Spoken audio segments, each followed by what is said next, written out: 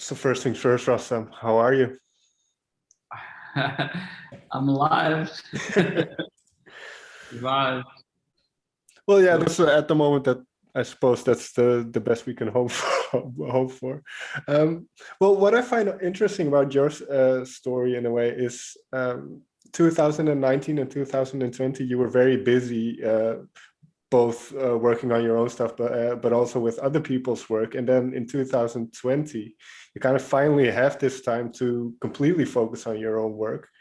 And then the world kind of slows down and stops as well. So what was it like all of a sudden having all that time on your hands to focus on your second solo record?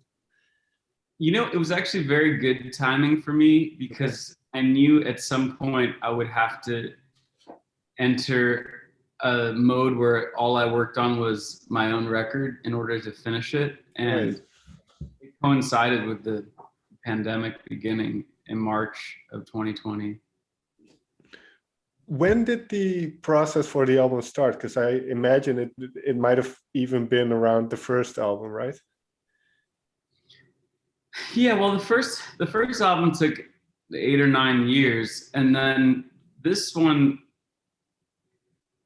I would say probably it was pretty short in terms of the writing phase. Okay. It was probably about 2.5 or 3 years, which is, for me, that's very short because I like to collect ideas and figure out how I'm going to use them. Was there a moment then where kind of you had that Eureka moment where you thought, okay, now I have kind of the palette that I want to paint with, and now I can start painting? I wouldn't say it was a Eureka moment, but I definitely would say that after I finished Half Light, I had this feeling that I wanted to change direction musically, and not just sort of in relation to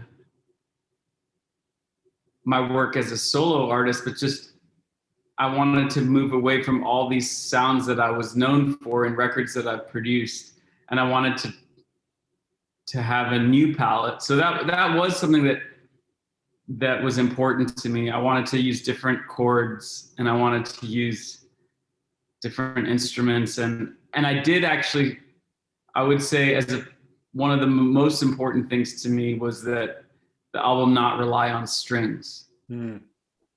So after making Half Light, which was an album where I was so interested in strings and using strings in songs in ways that hadn't been done before, this album, it was really so much about like the saxophone, right, and in some ways the guitar, the electric guitar specifically, which I felt like I wanted to try to give myself the space to play guitar solos.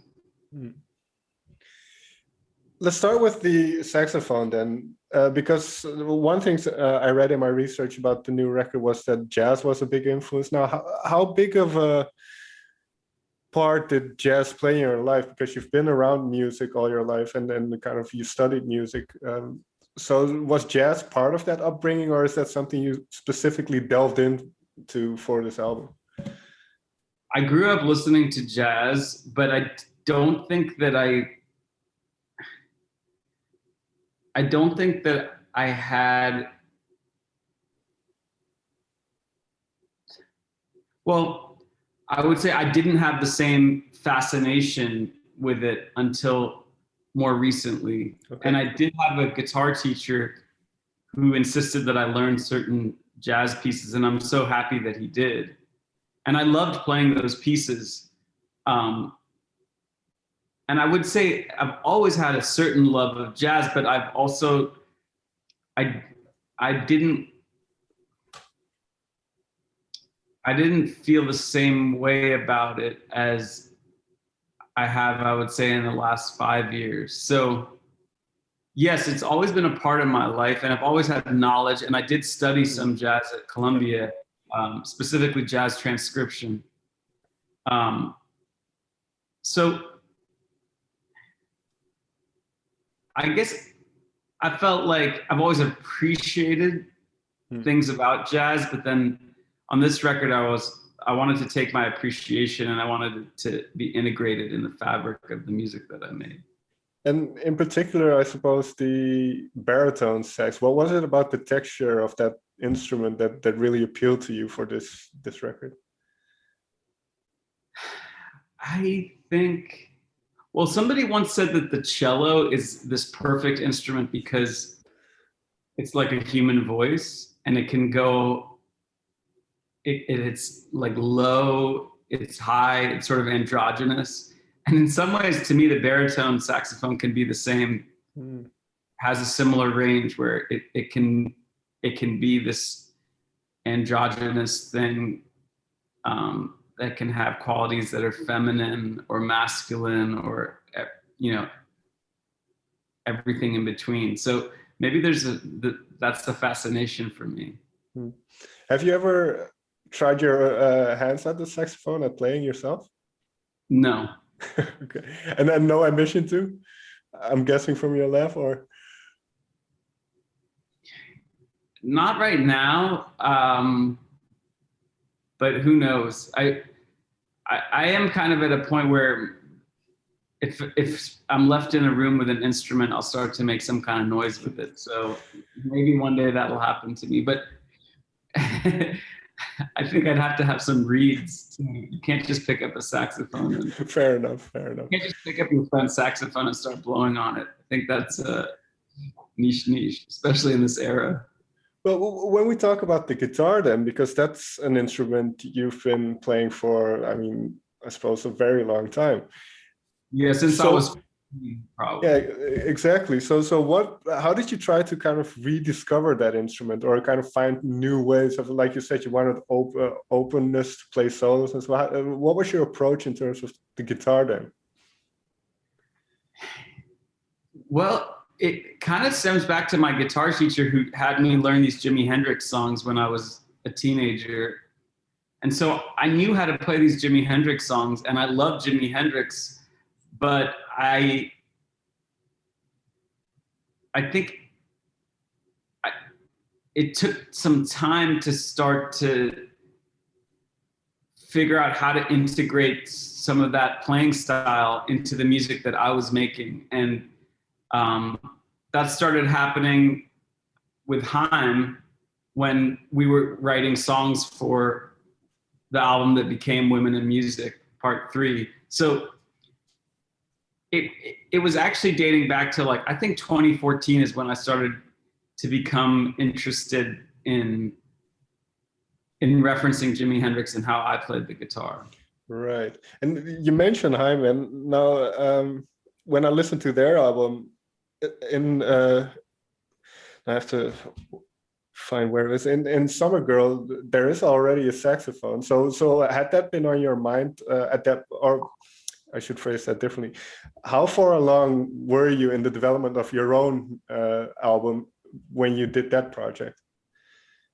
I was exactly halfway through, and I had met Henry a year before, and I'd had Henry play on these songs that would become Changephobia, the album, but I was recording these songs before they were fully songs. You know, for me, one of the things that I love about making records as Rostam is that I can have a musical idea and I don't know what it is. I don't know what its meaning is. I don't know if it is meant to even be a song. And I can take that journey and it will lead me where it wants to go. And there's no pressure to finish that idea or even to make that idea something commercial on some level. So about a year after I had worked with Henry or started working with Henry, I wrote the sax part on like a Mellotron sax when I was working with Danielle on Summer Girl. And then a few weeks after that, we brought Henry to the studio and we had him play the sax part. And then Summer Girl came out a few months after we finished recording it. you know, like it was done in mid-June and it came out at the end of July, which is a really, that's like 6 weeks maybe. That's a really short window between finishing a song and releasing it. And I was actually somebody who was like, you guys have to release this song because it's called Summer Girl and it's been 2 years since you put out a song and the world wants it. And I mean, you have to release it in summer, right? So you can't wait until winter to release it. Yeah, and I love that. And I personally, I would love to, after my own record comes out, I want to keep releasing songs as quickly as I can finish them. Well, that's an interesting thought, because in reading about you, one thing is that you do like the collective or a cohesive album, or the kind of the idea of one piece of music to listen to in whatever time it takes. So in that sense, do you see or envision yourself in the future also releasing smaller segments, or just singles, or just Well, I think in this era, the way that Spotify works, I think you run a risk of, if you happen to choose one day of 1 week to release 10 songs, it's possible that no one will know that you put out an album. It's possible that no one will hear your album. So there is something important, I think, about putting your songs out and giving each song the chance to reach your audience and maybe change your audience. But then, you know, the other side of it is there is something really thrilling about putting out an entire record on one day. But yeah, I think I'll continue doing a mixture. I mean, the song In a River, I put it out a year after Half Light came out. It's not on Changephobia, but it also has its own life. And I was able to perform that song at pretty much every show on the Half Light tour. So people who came to see me got to hear it, and then the recording came after. And in that sense, is music, and then I don't know if this has to be particularly an album, but does that always evolve then for you in terms of, well, playing live now is not really an option, but kind of do these albums evolve for you, and that you kind of add things and take things out in a way? Or is it once you're done, that's the album and... No, I actually, and I would say for me, like this week, I've been getting ready to tape some in the studio performances with a band. And it's the first time I've put together a band since the Half Light era. And I made a decision in the last week that I don't want to have any keyboards in my band. And we'll see what happens, because it's going to be very, very much about guitars. It's going to be, we're going to rehearse a week from today. So I can tell you after if it holds true and no keyboards make it onto the set. But why no keyboards, very quickly? I feel like keyboards are always hiding the musician, and I think guitars are always presenting what's going on. And I think it's pretty easy to arrange anything that's written on a keyboard for the guitar. So to me, there is an appeal to a band that presents like a rock band with drums, bass, guitars. There is something appealing about that, because that was actually something that I was very dead set on avoiding in my past live incarnations. Okay. Well, one last question about this before we delve into the record a little bit deeper. You mentioned kind of that you enjoy releasing music as Rostam because you can kind of experiment and do whatever you want without any consequences or without any pressure. So does that mean that you have somewhere a vault full of music that never made it? I always have music that is kicking around, and sometimes it eventually becomes a song for my project. Occasionally I'll have an idea that becomes a song that's part of somebody else's project. I found in the last 5 years, most of the time when I am writing for somebody for their project, we start something from scratch in the studio, and oftentimes we can write a whole song from scratch in one day. So in the past, I used to have a lot of musical ideas that would eventually become songs. And now I would say it is more like it usually does happen on the day. And it is so much a part of the collaboration of being in the room with somebody that, and really writing specifically for their project, so. And I suppose it helps also with a certain directness or a sense of urgency in a way. Yes, but that said, I'll sit down at the piano and sometimes I'll play 4 chords and I'll remember them, and then maybe that will become part of a song that I write with somebody that week, or I'll make a voice memo and I'll start to sing on top of it. But I definitely have as I was starting to finish Changephobia, the album, I started making beats, which is something I hadn't done in a long time. And I have probably an album worth of beats that I don't know what it is, what it's for. But, of course, like one of them I think is the best thing that I've ever done. So, but it's just an instrumental track. So who knows what it is? That's kind of. But like you said, it does have potential then there is potential then for more music to come very soon then from you as well after Changephobia. I can't know. If we delve into the Changephobia a little bit deeper then, because you talked about the palette and kind of, the groundwork that you did.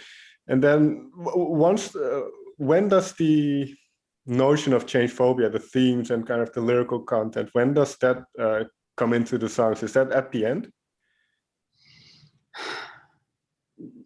I can't say at the end. I would say I did have an album title that came to me in July 2017. So that was even before Half-Light came out, because Half-Light came out September 2017. But that album title, eventually it didn't make sense. And I had another album title that I thought made sense. And I had Changephobia. And so I had these 3 album titles. And in some ways, all of these album titles are interrelated. But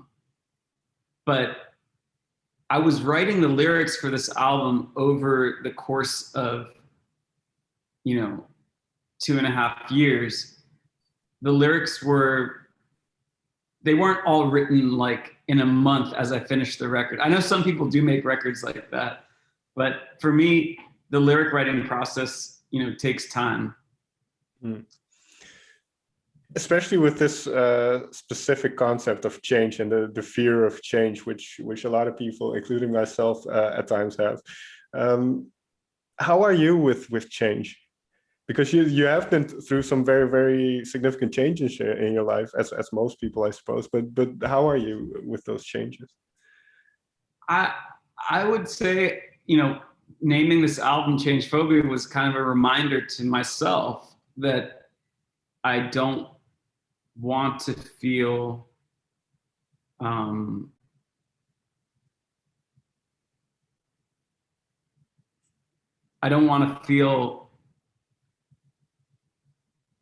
that fear, and I want to be wiser than that on some level, and I want to be able to just communicate with myself, and be honest with myself. When I encounter things that give me anxiety, like, am I anxious because it's something I've never done before, or something that's so new to me, or what is the source of my anxiety? I guess that's what I would say. So no, I wouldn't say I'm like someone that's great with change. I don't think anybody is, but I think that I'm aware of it. I've become aware of it, actually, and that's why I wanted to call this album Changephobia. And yeah, becoming aware, that's if you listen to the song to communicate, I suppose part of awareness is being able to formulate it or put it into words. So and then this is kind of what you said, this a line in the song is, a discrepancy in style may account for the conflict between us. So and I have heard you talk about language before, how you can be very specific with words and things. So is that an ongoing process in a way? That song has some very specific words. I can't, I mean, listening to you say it out loud, I'm like, I can't believe I put those words in a song. How did I get away with that? But in what sense? How do you mean? I just think the word, I mean, the word discrepancy is not the normal songwriter vocabulary.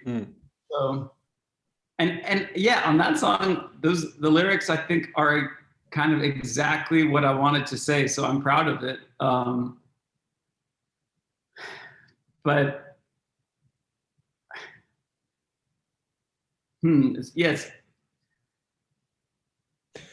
Well, okay. Yeah, go ahead. No, I was gonna kind of change the question slightly then. Does it take you a long time to write lyrics? It did on this album. And sometimes they came to me very quickly. I think to communicate, that song, I wrote a lot of it in one voice memo, sitting at the piano.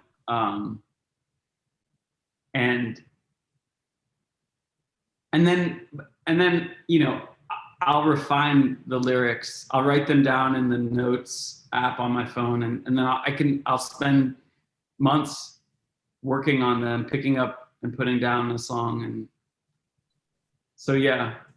And those lyrics, do they derive from, like you say, you mentioned you're sitting behind the piano and kind of recording that voice memo.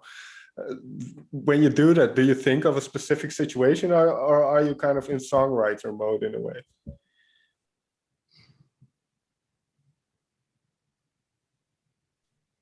Yeah, I think I like to let my mind sort of write the songs without telling my mind what to do. You know, I think that's how you write a good song sometimes. But yeah, for me, you know, it is, because it is my own project. What I want to say is the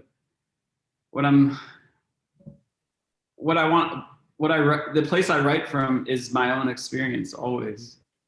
So. Last question, and there's a lot of thematically, there's a lot of I would say adventure on the record, Forerunners, and I think in Kinney, I believe, but there's this idea of being on the road, being kind of going on an adventure with somebody, and obviously this is a time where the whole world is very adventureless, I would say. So where did this feeling come from? This notion of being on a road trip, or? Well, I think for me, I lived in New York for 12 years, and when I moved about 7 or 8 years ago, I found that the car and the experience of taking a road trip, in some ways, like that was the place where I had the similar feelings to walking on the streets of Brooklyn or Manhattan. Like being on the highway in California it's that sort of endless possibility. Last question then, what do you hope, once this album is out, that people will hear in it? I don't know. I think, to me, it's always a goal to inspire. So if people are inspired to make music, then I feel like I'd be happy. And if people were inspired to learn more about music, I would also be happy. On that note, Rostam, thank you very much for your time. Thank you so much.